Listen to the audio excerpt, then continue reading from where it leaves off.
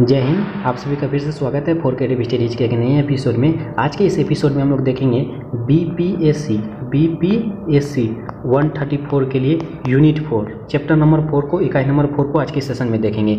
इससे पहले हम लोग यूनिट 1 से 3 तक देख चुके हैं, कवर कर चुके हैं। जो भी अभी तक यूनिट 1 से 3 तक कवर नहीं किए हैं उसको जरूर कवर कर लीजिए। इसका एक प्लेलिस्ट बना दिया गया बीपीएससी 134 के नाम से। प्लेलिस्ट का लिंक आपको डिस्क्रिप्शन बॉक्स में मिल जाएगा और कमेंट बॉक्स में पिन किया हुआ सबसे ऊपर में मिल जाएगा। ठीक है, तो आप आसानी तरीके से उस लिंक पर क्लिक करने के बाद सारे के सारे क्लासेस कर सकते हैं। जैसे कि आज के इस सेशन में हम लोग यूनिट 4 को देखेंगे। कहा जाता है सचिवालय और निदेशालय के बीच संबंध के पैटर्न को जानेंगे इस सेशन के माध्यम से। देखिए, इससे पहले यूनिट में जो हम लोग सचिवालय के क्या कार्य थे इसके बारे में जान चुके हैं, और आज की यूनिट में सचिवालय से भी संबंधित है। तो कहीं ना कहीं आपके पिछले यूनिट से जो रिलेट करके है, और आपके लिए यही है कि पिछला सेशन भी जरूर देख लीजिए ताकि आपको आसानी मिले, सुविधाएं मिले। ठीक है, तो चलिए हम लोग एक एक करके टॉपिक्स को समझने की कोशिश करेंगे, और जो इंपॉर्टेंट रहेगा एग्जाम के दृष्टिकोण से उसको हम लोग ज़्यादा से ज़्यादा फोकस करेंगे। ठीक है, तो देखिए 4.2 में कहा जाता है निदेशालय का अर्थ और संगठन। आप सब यहाँ से ध्यानपूर्वक सुनने का प्रयास कीजिए और देखने का प्रयास कीजिए। ठीक है, कहा जाता है जैसे कि पिछली इकाई में बताया गया है कि राज्य सरकार की नीतियाँ और उद्देश्यों को निर्धारित करना सचिवालय का कार्य है। देखिए, कहा जाता है इसलिए पहले, जैसे अभी मैंने जस्ट बताया था कि इससे पहले हम लोग सचिवालय के बारे में पढ़ चुके हैं, जैसे कि मुख्यमंत्री की भूमिका के बारे में पढ़ चुके हैं, राष्ट्रपति की भूमिका के बारे में पढ़ चुके हैं। तो यही है कि इसमें जो हम लोग सचिवालय के कार्य जो होते हैं, वो जो भी राज्य की स्टेट गवर्नमेंट जो भी पॉलिसी बनाएगी, नीति बनाएगी, नियम बनाएंगी, और या जो भी उद्देश्य होंगे वो जो इसका कार्य क्या होता है, सचिवालय का मुख्य कार्य होता है। ये तमाम चीज़ें जो है सचिवालय के माध्यम से कराया जाता है। ठीक है, और सचिवालय के जो उद्देश्य होते हैं, जो लक्ष्य होते हैं, जो एम होते हैं, ठीक है, जो नियम होते हैं, जो मान के देखो कोई भी स्टेट गवर्नमेंट हो, जैसे बजट मान के चलो, बजट निकालना चाहता है ना कि नहीं मुझे इतना कृषि में, इतना इसमें उसमें, मतलब हर चीज़ के लिए निर्धारित कर दिया जाता है। उसी तरह एक प्रकार का समझ लो, इसमें एक लक्ष्य तैयार किया जाता है कि लक्ष्य प्राप्त करने के लिए कोई लक्ष्य बनाया जाता है कि हमको इतना लक्ष्य प्राप्त करना है, और इसमें अनेक प्रकार की नीतियाँ, पॉलिसी बनाई जाती है। तो इसका जो भी कार्यान्वित करने का जो दायित्व होता है वो किसके पास होता है? कार्यकारी जो विभाग हैं, कार्यकारी के जो विभाग है, इसका डिपार्टमेंट है, उसके जो प्रमुख होते हैं उनके हाथों में निहित होती है। उम्मीद करता हूँ यहाँ तक आप सभी समझ चुके हैं। और नियमानुसार, नियम के अनुसार जो है ना, कहा जाता है कि अकॉर्डिंग रूल्स के अकॉर्डिंग जो कहा जाता है कि जो कार्यकारी एजेंसी होंगे सचिवालय के बाहर होती है, ये जो भी नियम कानून है इसके अनुसार यही कहा जाता है कि सचिवालय जो इसकी एजेंसी जो होती है वो सचिवालय के बाहर होती है, वो सचिवालय के अंदर नहीं होती है। ओके, और कहा जाता है भिन्न संगठनात्मक सत्ता होती है। एक कार्यकारी एजेंसी को पहचानने के लिए सामान्यतः निदेशालय का नाम दिया जाता है। ये जो है, जो भी कार्यकारी एजेंसी होंगी उसको जानने के लिए, उसका एक पहचान देने के लिए इसको क्या कहा जाता है? निदेशालय का नाम दिया जाता है। ठीक है, इसी प्रकार कहा जाता है जैसे कि आपका अधिकतर मामलों में कार्यकारी एजेंसियों के प्रमुखों को निदेशकों के नाम से जाना जाता है। जैसे कार्यकारी एजेंसी को पहचानने के लिए उसी तरह कहा जाता है कार्यकारी एजेंसी को निदेशकों के नाम से जाना जाता है। ठीक है, और जैसे कहा जाता है कि कृषि के निदेशक हो गया, पशुपालन निदेशक, शिक्षा निदेशक, समाज कल्याण निदेशक, सार्वजनिक स्वास्थ्य निदेशक, नगर नियोजन नियोजक, ये सभी जो है क्या करता है अपने, जैसे कि कृषि के क्षेत्र में इसका नियम देगा, कानून बनाएगा, लक्ष्य बनाएगा, तो वो कृषि निदेशक के रूप में कहा जाएगा। उसी तरह पशुपालन हो गया, नगर निगम हो गया, ये तमाम बिंदुओं के निदेशक होते हैं। ठीक है, उसी प्रकार कहा जाता है लेकिन कार्यकारी विभागों के प्रमुखों के लिए अन्य नामों का भी प्रयोग किया जाता है। यानी कार्यकारी विभाग के जो है ना अन्य प्रमुख जो होती है उनको भी जो है ना इसके अन्य नामों से भी प्रयोग किया जाता है। जैसे कि कहा जाता है पुलिस विभाग हो गया कि कार्यकारी प्रमुख को पुलिस महानिरीक्षक और महानिदेशक, जेल विभाग के प्रमुख को जेल महानिरीक्षक, या सहकारी विभाग के प्रमुख को सहकारी विभाग का रजिस्टर, इसी तरह से कहा जाता है। ठीक है, उसी तरह से कहा जाता है सिंचाई विभाग के अभियंता को, या छपाई हो, लेखन हो, ये तमाम चीज़ों को इस तरह से कहा जाता है। ठीक है, तो उसके बाद कहा था राज्य तथा उप क्षेत्र स्तर पर निदेशालयों का गठन, निदेशालयों का गठन जो है इसको किस तरह से गठन किया जाता है इसको जानेंगे। और मेरे बैकग्राउंड से अगर कोई साउंड आ रही हो तो उसके लिए सॉरी, उसको इग्नोर कीजिएगा, आप सभी मेरी बातों को ध्यान दीजिएगा। ठीक है, और कहा जाता है राज्य स्तर के अतिरिक्त कार्यकारी एजेंसी उप क्षेत्रीय स्तर पर कार्य करती है। जो राज्य के स्तर पर जो अतिरिक्त जो कार्यकारी होंगे, एजेंसियां होंगे, वो उप क्षेत्र के रूप में इसका स्तर पर काम करेगी। मतलब क्या होता है, देखिए एक क्या होता है, एक प्रमुख होता है, एक उप प्रमुख होता है। मतलब कि प्रमुख जो है, प्रमुख की अनुपस्थिति पे उप का होता है। तो उसी तरह ये छोटे छोटे क्षेत्रों पर इसका हस्तक्षेप होगा, इसका गठन होगा। ठीक है, और कहा जाता है ये काफ़ी स्वाभाविक है क्योंकि जहाँ नीति का एक केंद्र यानी कि राज्य मुख्यालय के में सचिवालय और निदेशालय आते हैं और पर बनती है। और इसका कार्यान्वयन क्षेत्र में होता है, इसलिए निदेशालयों में निम्नतम स्तर या ग्राम स्तर तक पहुंचने का जानने का प्रयास करना चाहिए। यानी निदेशालयों को क्या करना चाहिए, वो जो छोटे छोटे गांव हैं, बस्तियां हैं, उनके पास इसको पहुंचने के लिए प्रयास करना चाहिए, कोशिश करनी चाहिए। ठीक है। और कहा जाता है जब यह किया जाता है तो क्षेत्रीय स्तर पर छोटे निदेशालय उत्पन्न होते हैं। इस तरह से अगर हम लोग प्रयास करेंगे तो छोटे छोटे निदेशालयों के जो उत्पन्न होते हैं, नए नए निदेशालय हमारे बीच सामने आती है। और राज्य स्तर पर कार्यकारी विभाग क्षेत्रों में अपने कार्यालय स्थापित करता है। साधारण शब्दों में कहे तो क्षेत्र राज्य स्तर के नीचे तथा जिला स्तर से ऊपर की क्षेत्र या भौगोलिक इकाई है। जब यह प्रक्रिया और नीचे की ओर जाती है तो जिला या खंड तथा गांव के स्तर पर निदेशालयों की क्षेत्रीय इकाई होती है। जैसे कहा जाता है ना कि आपका जैसे गांव की हो, गांव की नहीं तो प्रखंड की हो, यानी कि जिला से नीचे हो, छोटी हो, तो वो भौगोलिक इकाई के रूप में उसको जाना जाता है। और वही प्रक्रिया अगर उससे भी नीचे है, जैसे कि जिला से भी बहुत नीचे खंड हो गया, प्रखंड हो गया ना, ब्लॉक हो गया ना, या उसके या तथा गांव के स्तर पर जो गांवों के लेवल में जो होती है उसको निदेशालय के क्या कहा जाता है, क्षेत्रीय इकाइयाँ कहलाती है। उसी प्रकार कहा जाता है राज्य स्तर पर जो है, स्टेट स्तर पर जो लेवल पर, इसमें प्रमुख साधारणतया जो है ना निदेशक होता है, जिसकी सहायता से अन्य कमतर निदेशक, अपर निदेशक, वरिष्ठ संयुक्त निदेशक, संयुक्त निदेशक, उप निदेशक, सहायक निदेशक तथा अन्य अधिकारी का समूह होता है। ये राज्य स्तर के स्तर पर ये सारे अब निदेशक होते हैं। कौन क्या क्या होते हैं, फिर से मैं नाम बता दूं, अपर निदेशक, वरिष्ठ संयुक्त निदेशक, संयुक्त निदेशक, उप निदेशक, सहायक निदेशक तथा अन्य अधिकारी इसमें शामिल होते हैं। ठीक है। और कहा जाता है मुख्यालय में काम के अधिक या कम होने के आधार पर सोपान की श्रृंखला भी कम या अधिक हो सकती है। ये जो है ना मुख्यालय में जो है, ऑफिस में जो है ना, हेडक्वार्टर में क्या होता है, यदि काम जो है ना अधिक या कम हो, जैसे वर्क कभी कभी लोड होता है कम, कभी ज़्यादा होता है, तो उसमें जो है इसके आधार पर जो है ना, कामों के आधार पर इसके सोपान की श्रृंखला भी कम की जा सकती है। जैसे कि जिसके जैसा लोड रहेगा उस तरह से उसका काम होगा, है ना। जैसे अभी मान के चलो अभी एग्ज़ाम चल रही है, एग्ज़ाम चल रहा है तो क्या मतलब है, इसके मतलब कि लगातार काम करना पड़ता है, या तो हमको भी या आपको भी, तो इस प्रकार के हैं। उसी बात कहा जाता है कार्यकारी विभाग के क्षेत्र संगठन का प्रमुख एक निदेशक से निचली श्रेणी का अधिकारी होता है। जो कार्यकारी विभाग है उसके क्षेत्र संगठन का प्रमुख जो होता है वो निदेशक से निचली स्तर पर होता है। वो क्या होता है, निदेशक, जैसे बताया ना अभी, जैसे कृषि निदेशक हो गया, उसके बाद उसके नीचे स्तर पर ये होती है। इसी मामले में एक संयुक्त निदेशक प्रमुख होता है। इस जो भी चीज़ें हैं इसको मामलों में एक संयुक्त निदेशक के रूप में प्रमुख होता है। और कहा जाता है यहाँ तक कि इससे निचले स्तर पर वरिष्ठ संयुक्त निदेशक या इससे निचले स्तर का अधिकारी भी हो सकता है। यानी कि इसलिए निचले स्तर पर जो ना एक अधिकारी के रूप में भी जाना जा सकता है, वरिष्ठ अधिकारी के रूप में हम लोग जान सकते हैं। और कहा जाता है ये भी काम के बोझ तथा अन्य कारकों पर निर्भर करेगा, यानी कि डिपेंड करेगा उसके पास कितना वर्क है, कितना लोड है, कितना काम है, उसके अकॉर्डिंग ये निर्भर करेगा, ये चलेगा। ठीक है। उसी प्रकार कहा जाता है कार्यकारी विभागों के बहुत से जिला स्तरीय कार्यालयों के प्रमुख उपनिदेशक अथवा फिर सहायक निदेशक होते हैं। ठीक है। यहाँ भी जिला स्तरीय संगठन की प्रमुखता करने वाली पदाधिकारी की श्रेणी तय करने में बहुत से कारक शामिल होते हैं। और उसी प्रकार कहता है जिला से निचले स्तर पर प्रत्येक विकास विभाग का प्रतिनिधित्व एक विकास स्तरीय करता है, विकास अधिकारी करता है। ठीक है। उसी प्रकार कहा जाता है ये अधिकारी खंड विकास अधिकारी के अधीन काम कर रही विस्तार टीम का भाग होता है। देखिए इसका मतलब क्या होता है, एग्जाम्पल के माध्यम से समझिए कि कहा जाता है प्रत्येक खंड, जैसे ब्लॉक लेवल का हो गया, खंड का अधिकार में हो गया, ये कृषि विस्तार अधिकारी होगा। और जो राज्य स्तरीय निदेशालय का यहाँ प्रतिनिधित्व करता है वो गांव स्तर पर जिला की, जैसे कि सब जानते हैं कि एक बहुउद्देशीय कर्मचारी होता है जो ग्राम सेवक के नाम से जाना जाता है या जाती है। देखिए आपके भी गांव में जो है ना कर्मचारी के तरह से, देखो एक होता ना, जैसे मान के चलो भी रिसेंटली आपकी वैकेंसीज भी निकाली जाती है, बिहार कर्मचारी हो गया, यूपी कर्मचारी हो गया, मतलब इस तरह से लेवल की निकाली जाती है। वो आपके जो ना गांव के स्तर पर हो लेवल पे उसके लिए निकाली जाती है, आपके ब्लॉक स्तर पर निकाला जाता है। देखिए कई गांव मिलके एक ब्लॉक बनाया जाता है, तो ब्लॉक लेवल में एक कर्मचारी के रूप में सौंपा जाता है, चाहे कृषि के क्षेत्र में हो या औद्योगिक क्षेत्र के, मतलब ये सब चीज़ें वैकेंसी से निकाली जाती है। वो जो क्या होगा कहलाता है, वो ग्राम सेवक के रूप में कहलाता है। आपके गांव में भी एक ग्राम सेवक जरूर होंगे, अगर आपको पता होगा। ठीक है, सबके गांव में होता है ये ग्राम सेवक के रूप में, ये इसी के बारे में कहा जाता है, वो निदेशालय के अंतर्गत आती है। उम्मीद करता हूँ आप निदेशालय के अर्थ और संगठन के बारे में सही तरीके से समझ चुके होंगे। और हम लोग इस तरह से बढ़ते हैं अगला टॉपिक्स की ओर। ठीक है, तो अगला टॉपिक्स में कहा जाता है कार्यकारी एजेंसियों के प्रकार, क्या कितने प्रकार हैं।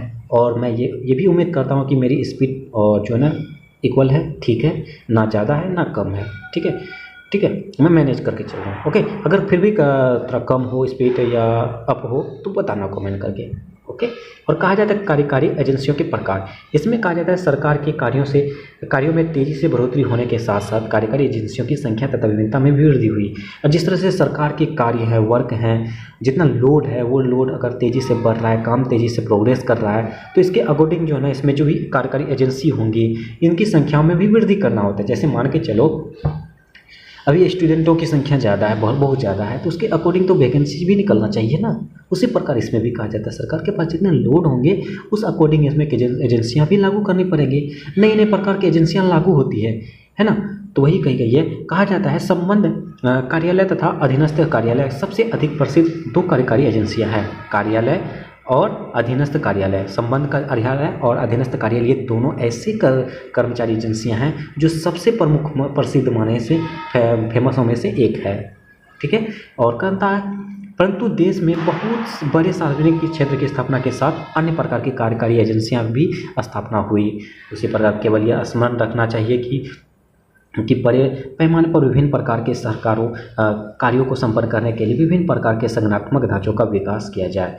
उसी प्रकार अब संबंध तथा अधीनस्थ कार्यालयों की क्या भूमिकाएं हैं, आपको एक एक करके भी पूछा जा सकता है। जैसे संबंध अधिकारों की क्या भूमिकाएं हैं या अधीनस्थ कार्यकालों की क्या भूमिका हैं, इसके बारे में भी पूछा जाने की संभावनाएं बन सकती है। इस तरह से क्वेश्चन बनने की संभावनाएं बनती है, ठीक है। तो आप सभी इस प्रकार ध्यानपूर्वक सुनने की कोशिश कीजिए, मैं क्या बोलने का प्रयास कर रहा हूँ। ओके, ये कहा जाता है, यह संक्षेप में जैसे कि चर्चा करेंगे संबंध तथा अधीनस्थ कार्यालयों का आखिर है क्या, ये होता क्या है, इसके बारे में भी जानेंगे।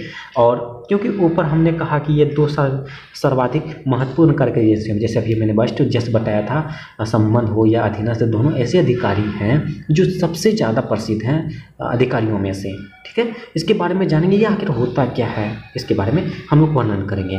उसी प्रकार जहाँ सरकारी नीतियों को लागू करने के लिए एजेंसी के निर्देशन के विकेंद्रीकरण तथा क्षेत्र एजेंसियों की स्थापना की आवश्यकता होती है, वहाँ एक मंत्रालय के अधीन स्थापित अनुपूरक या सहायक कार्यालयों को संबंध तथा अधीनस्थ कार्यालय कहा जाता है। अगर देखिए सरकारी नीतियों के जो भी लागू होते हैं, जो एजेंसियों के माध्यम से निर्देश दिया जाता है, डायरेक्शन दिया जाता है, उसके विकेंद्रीकरण हो या उसके स्तर के लेवल के जो क्षेत्र हैं उसके एजेंसियों की स्थापना की आवश्यकता होती है। जैसे अभी ऊपर क्या दिखा थे, जितने कार्य होंगे उतनी एजेंसियां की आवश्यकता होगी, उसकी स्थापना करने की आवश्यकता होगी। इसी प्रकार यहाँ एजेंसियों की नई नई आवश्यकता होती है और वहाँ एक ऐसे मंत्रालयों की स्थापना की जाए जो सहायक कार्यालयों को संबंध तथा अधीनस्थ कार्यालयों को कहा जाता है, यानी कि संबंध तथा अधीनस्थ कार्यालय क्या यही होता है, ठीक है। उसी प्रकार संबंध कार्यालय अपने मंत्रालय द्वारा निर्धारित नीतियों के कार्यान्वयन में कार्यकारी निर्देशन प्रदान करने के लिए उत्तरदायी होते हैं। जो संबंध कार्यालय अधिकारी होते हैं वो क्या होते हैं, मंत्रालय के जो भी नियम कानून बनाएंगे उसके अकॉर्डिंग वो चलते हैं, उसके उत्तराधिकारी होते हैं। यानी कि उत्तराधिकारी बोले तो आप जैसे कि रूल्स बना दिया है कि नहीं आपको इस यही भागों में ध्यान देना है, तो वो उसी भागों में ध्यान देगा, अपने मन से कुछ भी नहीं करेगा। ओके, उसके कहते हैं भी तकनीकी सूचना या आंकड़ों के भंडार के रूप में भी कार्य करते हैं। यानी जो भी नोटिस हो, सूचना हो तकनीकी के तौर पर, या जिस तरह आंकड़ा उसको मिल रहा है उसके अकॉर्डिंग वो कार्य करेंगे तथा मंत्रालय के सक्षम आए तकनीकी प्रश्नों के उत्तर देने में मंत्रालयों को सलाह लेते हैं। यानी कि जो भी तकनीकी प्रश्न आएंगे, जो भी क्वेश्चंस आएंगे, कहा जाता नहीं आप इस क्षेत्र में काम क्यों नहीं कर रही हैं, इस प्रकार का सवाल है, तो इस सवालों का जो वहाँ पे एक मंत्रालय में मंथन किया जाएगा, उसके बाद वो जो भी फैसला लिए जाएंगे उसके अकॉर्डिंग वो कार्य करेंगे, ठीक है। और अधीनस्थ कार्यालय क्षेत्र संस्थागत की तरह कार्य करते हैं, सरकार के नियमों के विस्तृत कार्यान्वयन के लिए उत्तरदायी होते हैं, एजेंसियों की तरह कार्य करते हैं। सामान्यतः वे एक संबंध कार्यालय के निर्देशन में कार्य करते हैं। और अतः सारांश में संबंध कार्यालयों के दो कार्य हैं, संबंध कार्यालयों के जो है ना दो कार्य हैं। प्रथम जो है वे अपने मंत्रालय को तकनीकी आधार पर सामग्री और तथा सलाह प्रदान करते हैं। जो पहला स्तर पे कहा जाता है वो मंत्रालय के स्तर पर जो है जो भी तकनीकी आधार हैं, जो तकनीकी टेक्नोलॉजी बेस हैं, उसके अकॉर्डिंग या तो वो सलाह देते हैं, उसके अकॉर्डिंग या कार्य करते हैं। जैसे कहा जाता है मंत्रालय नीति निर्माण करता है परंतु तकनीकी आधार पर सामग्री तथा सलाह आधारित नहीं होना चाहिए।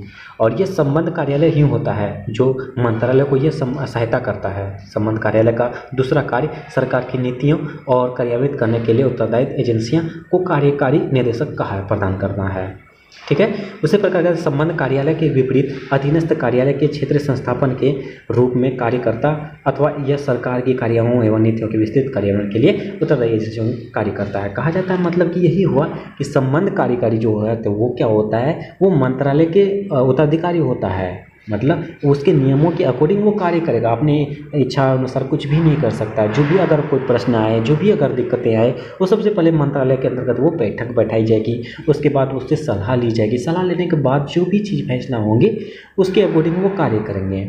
उम्मीद करता हूँ संबंध का अधिकारी और असंबंध कार्यकारियों की भूमिकाएं को अच्छी तरीके से समझ चुके होंगे। और हम लोग अगला टॉपिक्स की ओर बढ़ते हैं, जैसे कहा जाता है राजस्व बोर्ड। ये भी काफ़ी ज़्यादा महत्वपूर्ण है, ये भी आपको पूछे जाने की संभावनाएं बन सकती है, तो इसको आप सभी ध्यानपूर्वक सुनिए। क्या कहा जाता है, जैसे कि नाम से ही पता चलता है कि राजस्व बोर्ड, यानी कि जैसे कि नाम से ही पता चलता है कि राजस्व बोर्ड राज्य स्तर का एक एजेंसी है। राजस्व बोर्ड जो है ये राज्य स्तर के जो ना स्टेट लेवल की जो एक एजेंसी है, जो राज्य में राजस्व प्रशासन से संबंधित है, जो राज्य के राजस्व प्रशासन से रिलेट है, संबंधित है। यद्यपि इसका गठन राज्य स्तर पर किया जाता है, यानी कि राजस्व बोर्ड का स्थापन जो है, गठन जो है वो कहाँ पे होती है, स्टेट में होती है, स्टेट लेवल पर होती है।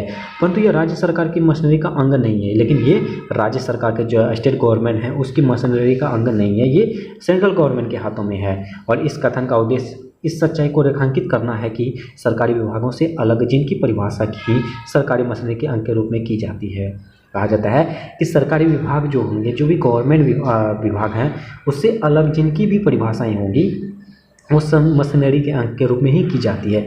और राजस्व बोर्ड का एक संविधि द्वारा स्थापित स्वायत्त एजेंसियां हैं। राजस्व बोर्ड के द्वारा जो है ना एक अलग सा संभावित जो है ना एक स्वायत्त एजेंसी है।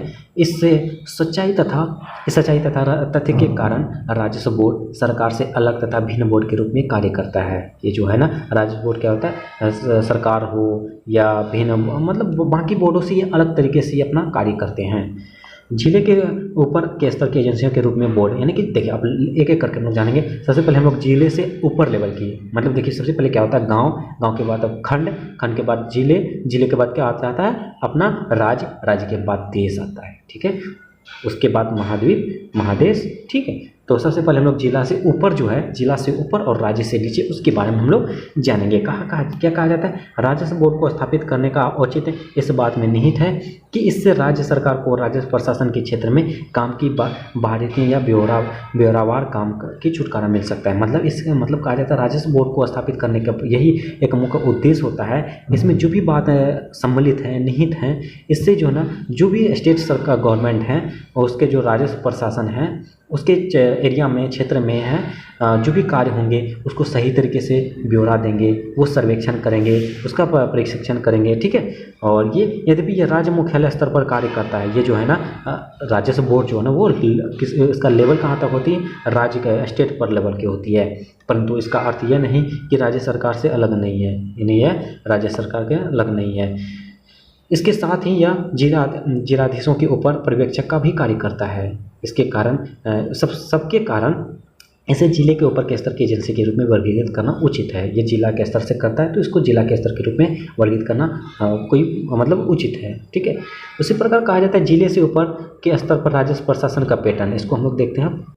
इसमें क्या कहा जाता है, देश में जिले से ऊपर के स्तर राजस्व प्रशासन का स्वरूप एक जैसा नहीं है, यानी जिले के स्तर जो है ना राज्य का प्रशासन, सभी राज्यों के अलग अलग प्रकार प्रशासन है, अलग अलग नियम हैं, मतलब एक जैसा नहीं है। और कहा जाता है इस संबंध में खास तौर पर दो बातों पर ध्यान देना आवश्यक है। पहला, कुछ राज्यों में दो प्रशासनिक एजेंसियां हैं, कुछ राज्यों में जो है ना दो ही प्रशासनिक एजेंसियां हैं, एक राज्य स्तर तथा दूसरी क्षेत्र स्तर। एक राज्य स्तर का जो स्टेट गवर्नमेंट होती है और क्षेत्र स्तर जो क्षेत्रों के अकॉर्डिंग जो वो वहाँ के अधिकारी के रूप में वो कार्य करेंगे, ठीक है। और तथा कुछ राज्यों में केवल एक ही प्रशासनिक एजेंसी हैं, जैसे कहा जाता है, जैसे प्रथम में क्या कहा था, कुछ राज्यों में दो एजेंसियां हैं, एक राज्य स्तर पर, एक क्षेत्रीय स्तर पर, और दूसरा जो है कुछ मतलब किसी राज्य में केवल एक ही प्रशासनिक है। और दूसरा में कहा जाता है राजस्व बोर्ड प्रत्येक राज्य में नहीं है। ये राजस्व बोर्ड जो है ना हर एक राज्य में नहीं है। जैसे अपना भारत देश में ही 28 राज्य हैं, 28 राज्य के, ये जरूरी नहीं कि सभी के सभी राज्यों में राजस्व बोर्ड हो ही, ठीक है। और इसमें राजस्व बोर्ड के स्थान पर वित्त आयोग अथवा राजस्व विभाग होता है, ठीक है। कहा जाता है वित्त आयुक्त अथवा राजस्व विभाग होता है। ओके, और इस प्रकार जिले के ऊपर के स्तर पर राजस्व प्रशासन के भिन्न स्वरूप देखे जा सकते हैं। ठीक है, जो इस प्रकार हैं। हम लोग अब एक एक प्रकार के जो निश्चित स्वरूप को जानेंगे।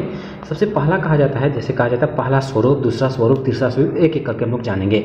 पहला स्वरूप में कहा जाता है इसके अंतर्गत केवल बीज का ही स्तर है, अर्थात राजस्व बोर्ड जिसका क्षेत्र अथवा प्रभाग स्तर पर कोई राजस्व संगठन जिसे जैसे कि मंडल आयुक्त के रूप में जाना जाता है। ठीक है, और उसके ये इसके संगठन में नहीं है। और दूसरा कहा जाता है इस स्वरूप में दो मध्यवर्ती एजेंसियां जैसे कि राजस्व बोर्ड तथा मंडल आयुक्त आते हैं। और तीसरा में कहा जाता है इस स्वरूप के अंतर्गत भी दो मध्यवर्ती एजेंसियां हैं, परंतु यहाँ राजस्व बोर्ड ना होकर उसके समकक्ष वित्त आयुक्त होता है। अतः इस स्वरूप के अंतर्गत मुख्यालय स्तर पर वित्त आयुक्त है तथा क्षेत्र स्तर पर मंडल आयुक्त है। और चौथा स्वरूप में कहा जाता है इस स्वरूप के अंतर्गत भी दो मध्यवर्ती स्तर की एजेंसियां हैं, परंतु तीसरे स्वरूप की ही तरह यहाँ भी राजस्व बोर्ड नहीं है, बल्कि इसके समान ही एक अन्य एजेंसियां राजस्व न्यायाधिकरण है। यहाँ दो मध्य स्तर की कड़ियाँ हैं जो राजस्व न्यायाधिकरण हो और मंडल आयुक्त है। और लास्ट में पांचवा में कहा जाता है ऐसा स्वरूप आंध्र प्रदेश में प्रचलित है। ये जो राजस्व बोर्ड के पांचवा स्वरूप जो है वो आंध्र प्रदेश राज्यों में प्रचलित है। अब राज्य आंध्र प्रदेश और तेलंगाना में विभाजित है, यानी कि आंध्र प्रदेश से जो है ना अलग हुई तेलंगाना। ठीक है, रिसेंटली जो है नया राज्य बना है। ओके, उसमें कहा जाता है यहाँ राजस्व बोर्ड 1977 में समाप्त कर दिया गया था। या जो है ना आंध्र प्रदेश में 1977 में राजस्व बोर्ड को समाप्त कर दिया गया था और तभी से यह कार्य आयुक्तों द्वारा किया जा रहा है। ओके, जो विभागों के स्वतंत्र अध्यक्ष हैं। भू प्रशासन के मुख्य आयुक्त राजस्व प्रशासन, सर्वेक्षण, निपटान और भूमि रिकॉर्ड और शहरी भूमि सीमा विभागों से संबंधित राजस्व प्रशासन के लिए मुख्य नियंत्रण प्राधिकारी है। मुख्य आयुक्त राजस्व विभाग के सभी प्राधिकारियों पर वैधानिक कार्य हो गया समान अधिकार का प्रयोग करता है। ठीक है, और कहा जाता है भू प्रशासन का मुख्य आयुक्त सरकार और राजस्व प्रशासन के बीच एक कड़ी है, वह जिला कलेक्टर की निगरानी और मार्गदर्शन करता है और नीतिगत मामलों पर राज्य सरकार पर सलाह लेता है। इसमें यही कहा जाता है सबसे पहले पांचवा स्वरूप में कि वो आंध्र प्रदेश में जो है ना प्रचलित थे और ये 1977 में जो आंध्र प्रदेश से ये राजस्व बोर्ड समाप्त कर दिया गया था। और इसमें जो भी चीज़ें भू प्रशासन का मुख्य आयुक्त जो है ना वो जिला कलेक्टर होते हैं, जो डीएम होते हैं, उसके निगरानी में ये सब कार्य किए जाते हैं। ठीक है, और ये मार्गदर्शन यानी कि वो जो फैसले देंगे वही करेंगे। ओके, तो इस प्रकार हम लोग देख लिए। और देखिए कुछ प्रश्न है, जैसे कहा जाता है कार्यकारी एजेंसियों की भिन्न भिन्न प्रकारों का उजागर कीजिए। ठीक है, उसी प्रकार उपराज्य पर निदेशालय का होना चाहिए, राजस्व बोर्ड की स्थिति की चर्चा कीजिए। ठीक है, इसके बारे में आप सभी आसानी तरीके से लिख सकते हो। ठीक है, तो इस तरह से हम लोग यूनिट 4 के इस तरह से इतना ही रहने देंगे। इम्पोर्टेंट था, ये सब में क्वेश्चन पूछे जाने की संभावनाएं बनती है। और इस तरह से यूनिट 4 को भी हम लोग कवर कर चुके हैं और बहुत जल्द यूनिट 5 भी आ जाएगी। आप सभी हमारे साथ जुड़े रहिए। और एक निवेदन है, जो भी चैनल में पहली बार आए हैं और चैनल को सब्सक्राइब नहीं किए तो प्लीज़ चैनल को सब्सक्राइब जरूर कर लें, बेल आइकन को जरूर हिट करें। सेशन अच्छा लगे तो लाइक जरूर कीजिए, कॉमेंट के माध्यम से जो भी डाउट पूछिए और अपने दोस्तों को भी ज़्यादा से ज़्यादा शेयर कीजिए। चलिए मिलते हैं नेक्स्ट सेशन में, तब तक के लिए थैंक यू, जय हिंद।